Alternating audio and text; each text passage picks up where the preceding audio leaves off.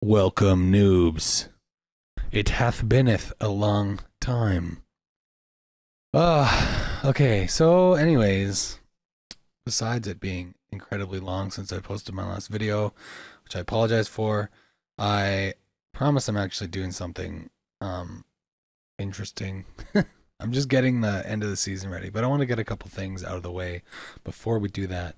Today I'm going to do a tutorial on using a high pass filter, and the next one's going to be a low pass filter, but I'm going to talk about the uses of a high pass filter because this is going to come up a lot in the final episodes of this season. Sorry about the sibilance in my voice. Just turn that down a bit. So, basically, the main use of a high pass filter, that is it's cutting the bass from a certain track. Now, that could be basically use it to clean up your mix in the bass spectrum. I'm going to show you how to properly use a high pass filter because there's an improper way to do it. And I'll start with, I kind of made this thing here. So we'll take a listen and we'll listen for a lack of clarity in the mix. And I'm going to tell you here in a sec. Just take a listen to this first little bar here.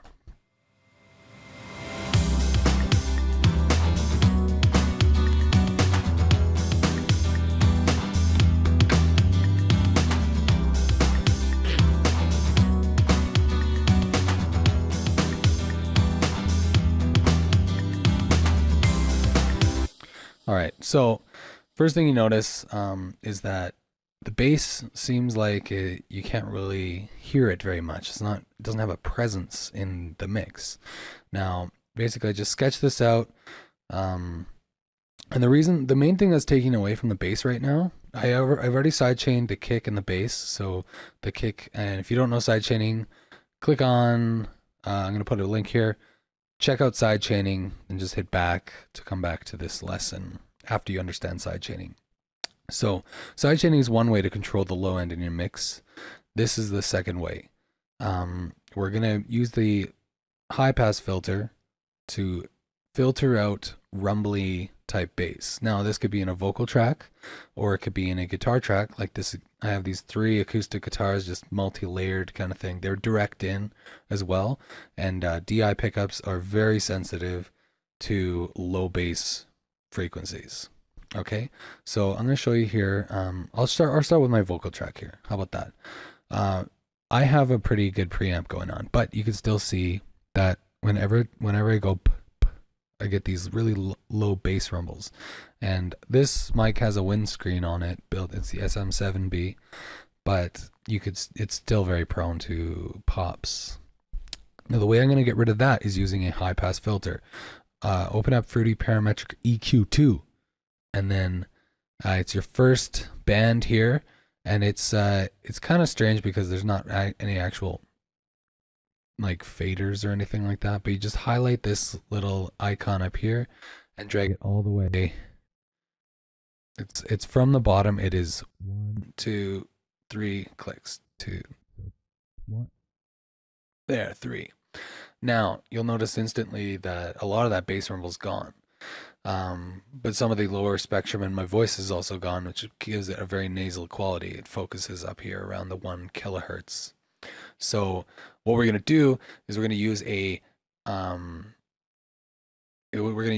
higher knee on the, so it's a bandwidth kind of what's it called? Yeah, bandwidth. All right. So this bandwidth here, you can see how a harder knee affects the bandwidth. This is the regular knee here, and when I move this bandwidth, I can get resonance, or here. Basically, it affects the slope of the actual cutoff. So what I like to do, I like to use this really sharp. I click and drag all the way down, and then I'm just going to bring it all the way down for a sec. You can see here when I speak that my vocal range, you can see the vocal range very clearly. Up here is my sibilance, okay? And then down here is the fundamental harmonic of my voice. That's the first harmonic in any instrument, okay? Whether it's your voice or guitar or synth, whatever. Everything has a fundamental harmonic. Now, the point of this is that you don't want to cut off above your fundamental harmonic because that's what the ear naturally follows. So if I start cutting off that fundamental harmonic, you lose a presence. That presence of voice is gone, and it starts sounding boxy or nasally, you know. So you always want to preserve that fundamental harmonic. Okay, we're going in here just very carefully, and now when I cut it off, ooh, fundamental harmonic. So we're getting very minimal P sounds, not like before where it was all the way down in the sub range. Now our P's are more acceptable.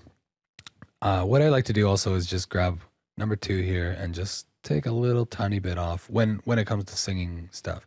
Take a little bit of the bass out. But anyways, for this purpose of this voiceover, I'm going to keep it bassy. Okay, now I'm going to show you how to clear up your mix with that. So taking out those plosives will clean up your mix significantly, especially if you have 3 or 4 backing tracks. It'll take out that mic rumble, any kind of noise in your room. It's very effective to take all of that out. If you have cars driving by outside your house, using this high slope will ensure that you get all of that noise out. Gotta love the digital age. All right, so let's go to this acoustic guitar track. Okay, that's 11. I don't really label my tracks when I'm just jamming. I just finished this thing, like just finished the example for this tutorial. So I'm gonna open up parametric EQ on the guitar. Let's solo the guitar and my voiceover.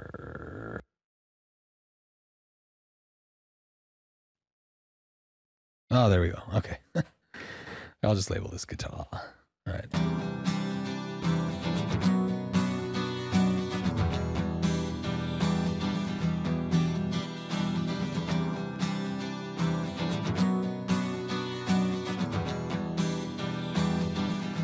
Okay, so take a listen to that. I'm going to A-B that right now. You hear those hits on the strings, like those really sub-type hits. They're really coming out of the mix now.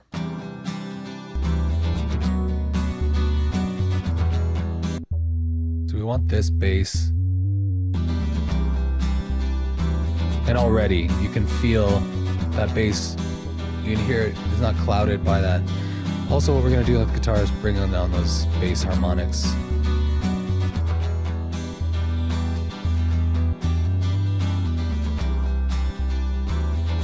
Oh yeah. There we go. Let's take a listen.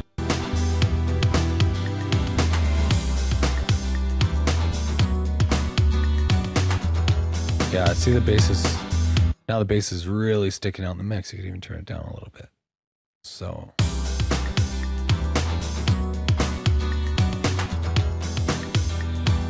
And so this low pass filter is very effective, or high pass filter is very effective for taking out or making room for other parts of the mix, like the bass and the kick. So the kick and the bass now are very present in the mix, and they're not being masked by that acoustic guitar or the singing, if there was any, or rapping.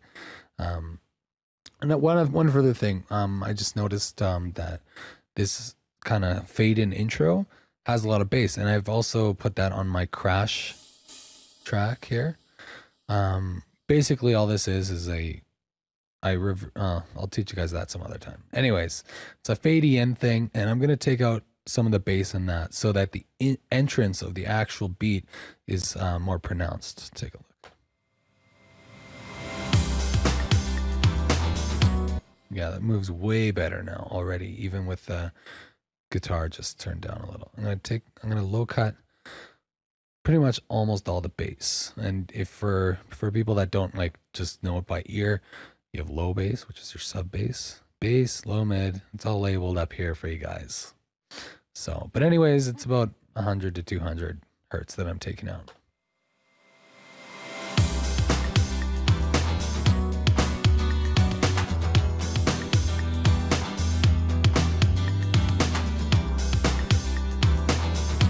Yeah, that's much better.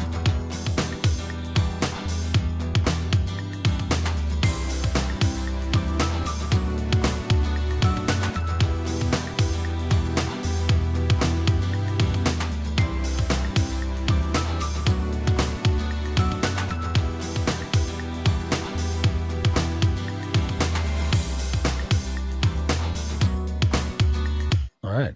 You notice those strings. I also took the lows out of those.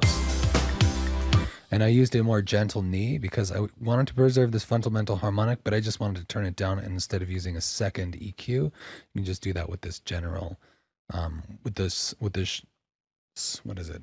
Less sharp sloped knee. Yes.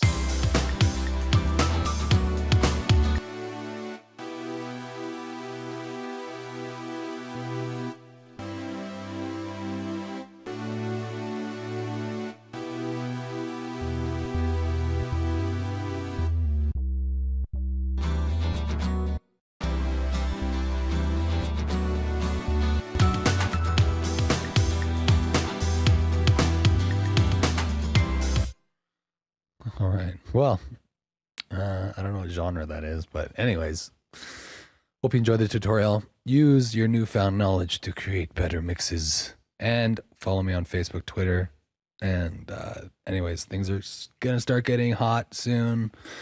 Um, yeah, end of the season coming, and then as soon as 10.6 or 10 point whatever is released, I'm gonna start new season with the performance mode and all that other fun stuff. All right, talk to you later, noobs.